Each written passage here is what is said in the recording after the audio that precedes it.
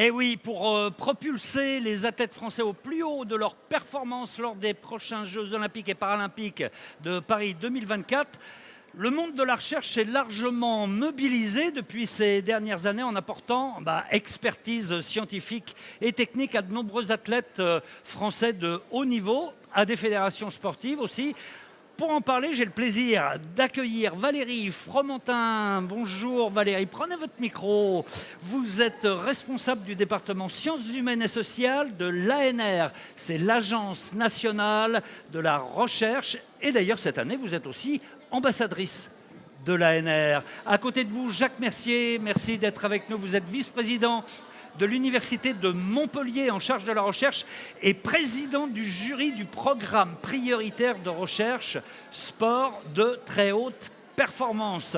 Et Franck Multon, merci d'être avec nous, merci d'être à nouveau dans une fête de la science, comme ça nous arrive souvent de nous y croiser. Vous êtes directeur de recherche à l'INRIA et vous allez nous présenter le projet REVEA, on dit REVEA, c'est ça? REVEA, c'est ça. REVEA, un programme de recherche, alors c'est assez étonnant, qui a pour objectif d'optimiser les performances des athlètes grâce à la réalité virtuelle. Il faut dire que c'est assez séduisant. Merci beaucoup d'être avec nous. Valérie, est-ce qu'on peut rappeler déjà un petit peu le rôle de l'Agence nationale de la recherche pour soutenir de façon générale de nombreux projets de recherche?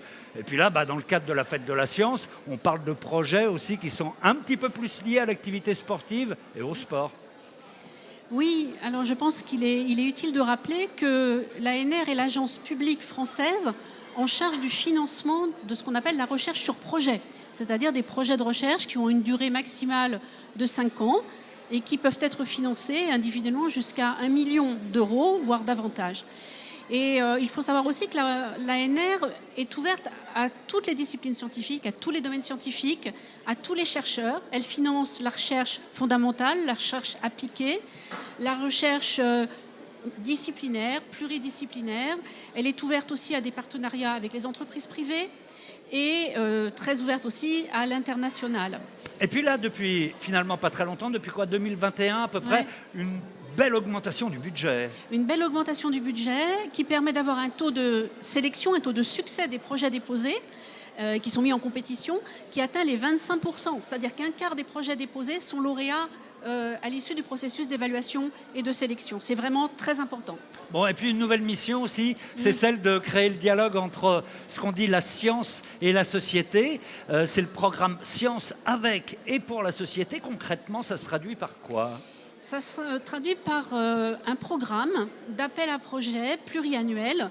Ça s'inscrit d'abord dans le cadre de l'actuelle loi de programmation de la recherche qui a fait une belle part à ce dialogue sciences et société. Et l'ANR s'est emparée de ce défi dès mars 2021 en lançant des appels à projets qui sont pour simplifier, soit thématiques, par exemple sur les recherches participatives. Nous avons la vocation, l'envie de financer les recherches participatives, c'est-à-dire qu'il y associe des chercheurs et des acteurs de la société civile. On rappelle un petit peu ce que sont les recherches participatives. Alors les recherches participatives, ce sont des recherches qui sont menées conjointement entre des chercheurs de laboratoire et ce qu'on appelle des acteurs de la société civile. Ça peut être nous tous. Voilà, nous tous, n'importe qui d'entre nous peut potentiellement, en s'associant avec d'autres bien sûr, faire de la recherche. Et on peut faire de 1000 façons de la recherche participative. Mais nous, à l'ANR, on a voulu que les partenaires, on va dire, scientifiques professionnels et les autres partenaires qui sont porteurs d'enjeux, qui sont des collectifs de citoyens, des associations, des fondations, soient mis sur le même plan.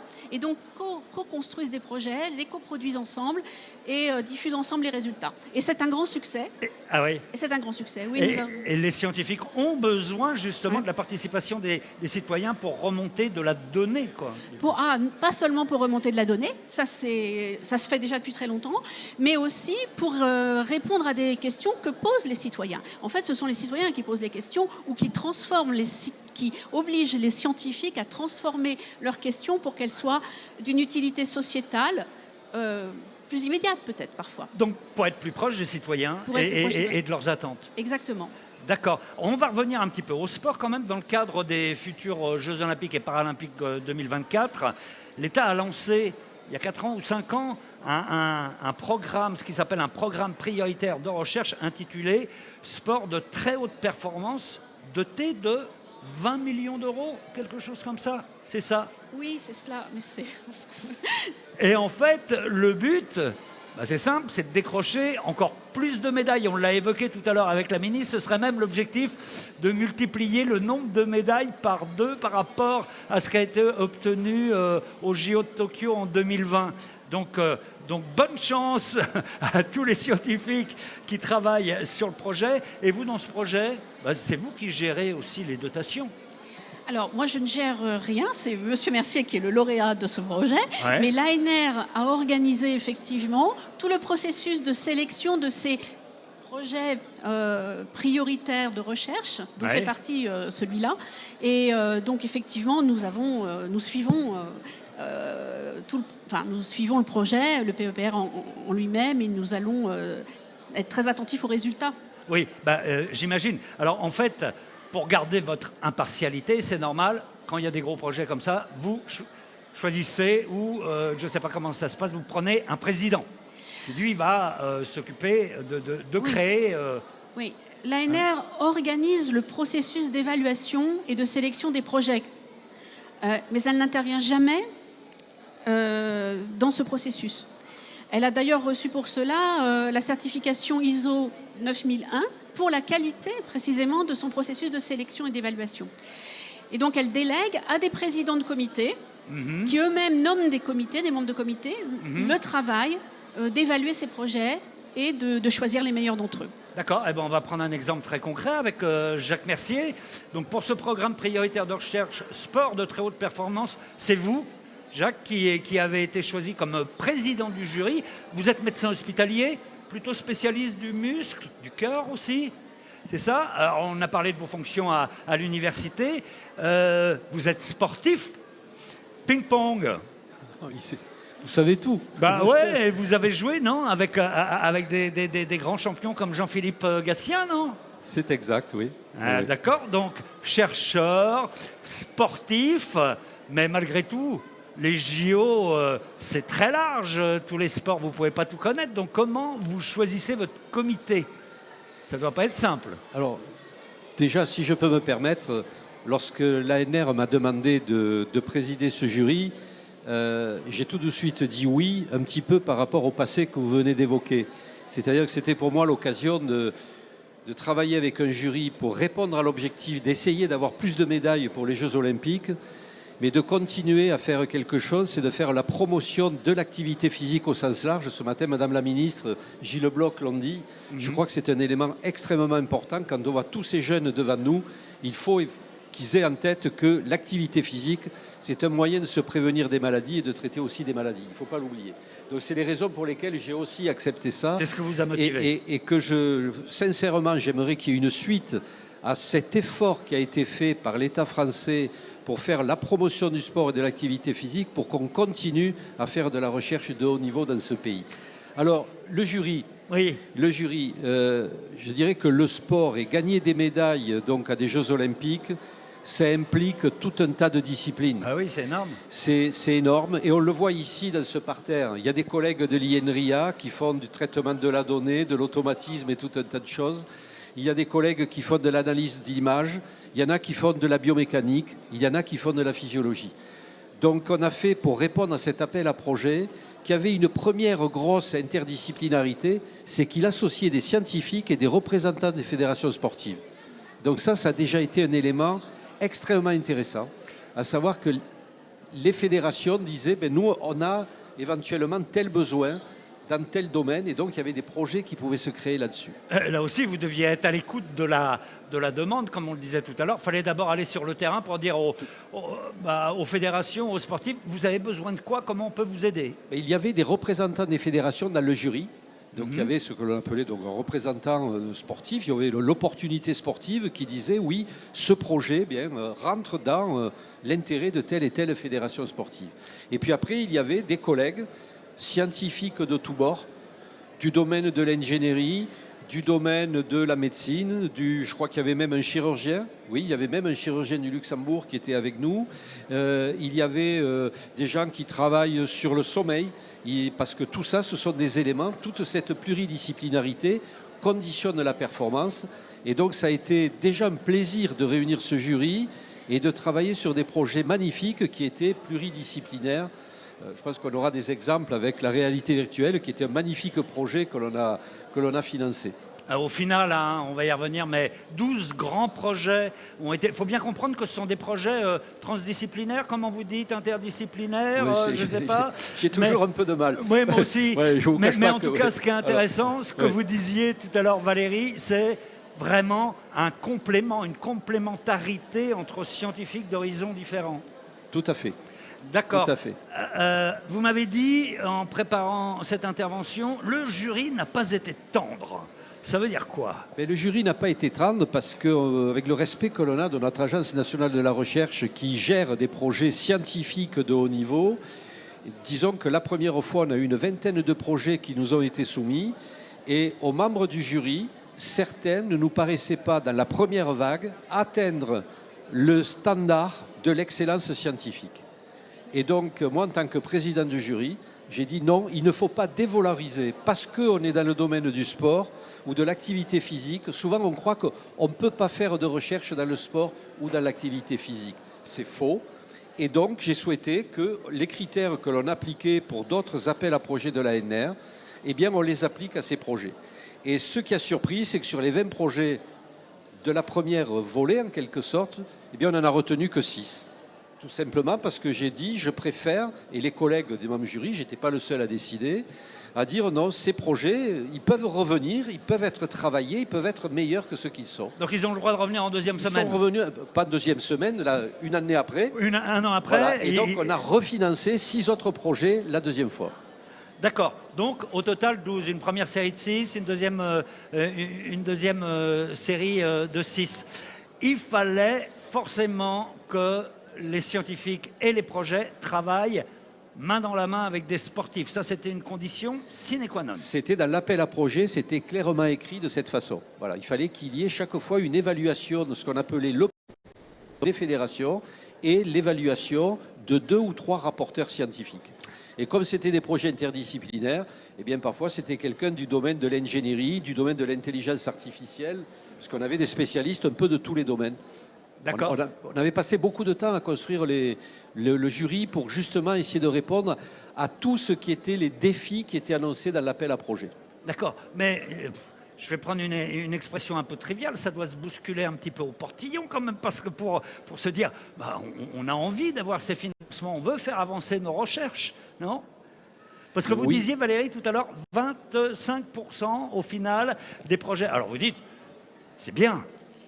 Oui, alors je parlais de ce qu'on appelle l'appel à projet générique annuel de l'ANR. D'accord. Là, on est dans le cas quand même d'objets très particuliers, d'appels spécifiques. Et donc, l'exigence d'avoir un taux de sélection important n'est pas tout à fait prioritaire, je crois en tout cas. Je ne veux pas être trop technique sur cet appel à projet, mais disons qu'il y avait eu avant ce qu'on appelle un appel à manifestation d'intérêt, autant que je me souvienne. Moi, je n'étais pas encore président du jury à ce moment-là, mais il y a déjà des groupements qui avaient commencé à se faire pour qu'il y ait un nombre un peu limité de projets. Et sur l'appel à manifestation d'intérêt, il y avait déjà eu une sorte un petit peu de présélection, disons, qui avait permis d'identifier des gens qui pouvaient remonter des projets plus gros, interdisciplinaires ou pluridisciplinaires.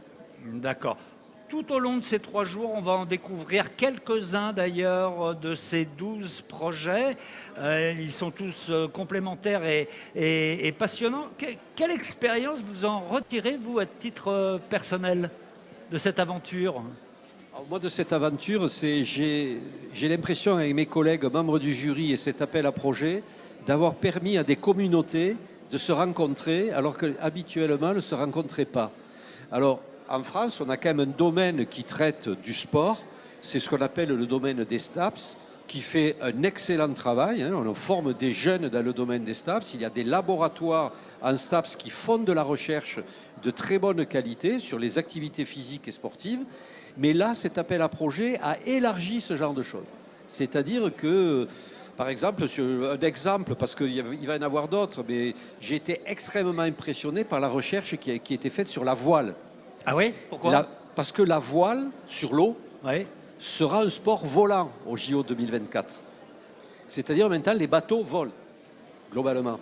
Donc il y avait de la recherche qui était présentée sur les ailerons, sur les foils, etc., qui associaient des gens de Polytechnique, des gens du terrain qui font de la voile, etc.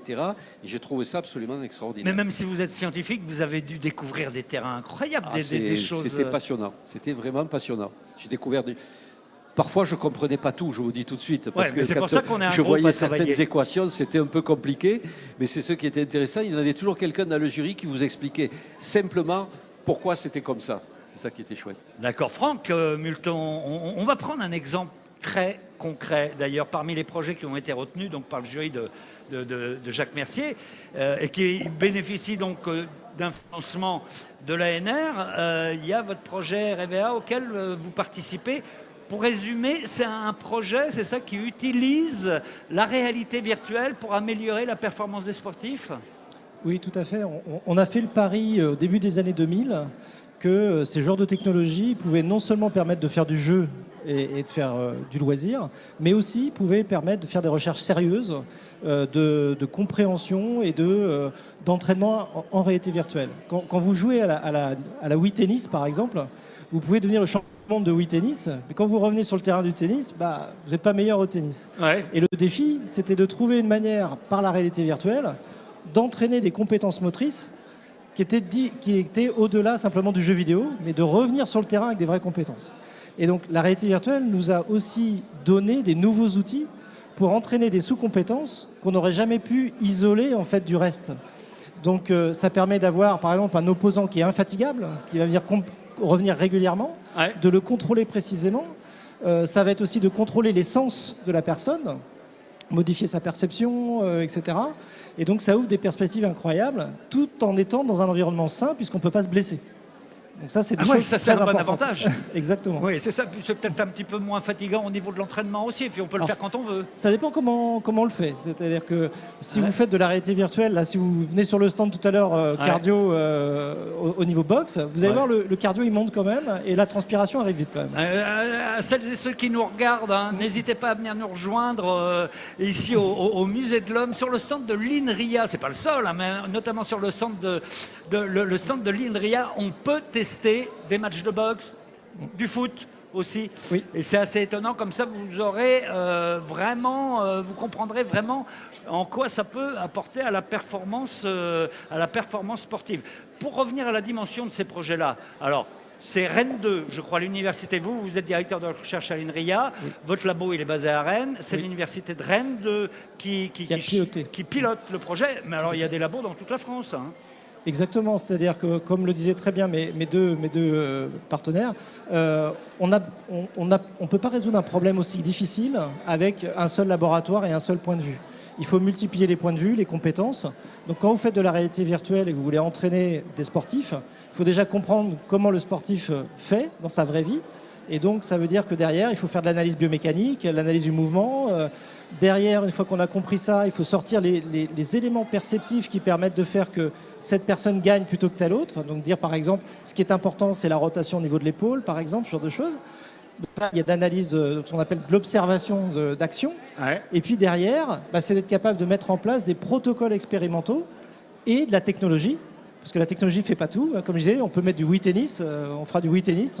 Et donc la technologie associée à un savoir-faire de protocole fait qu'on va y arriver.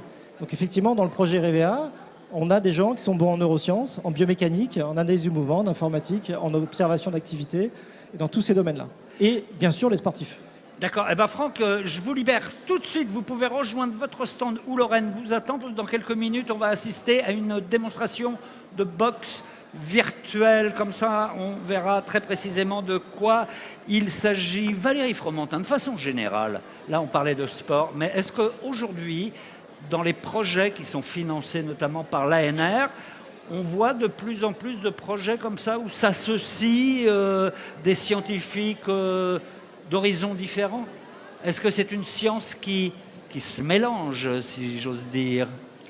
Je crois qu'on découvre aujourd'hui, face aux enjeux scientifiques et sociétaux qui nous sont posés, notamment avec la transition écologique, que la science doit se faire, non pas autrement qu'elle ne se faisait, mais que l'interdisciplinarité est devenue absolument essentielle.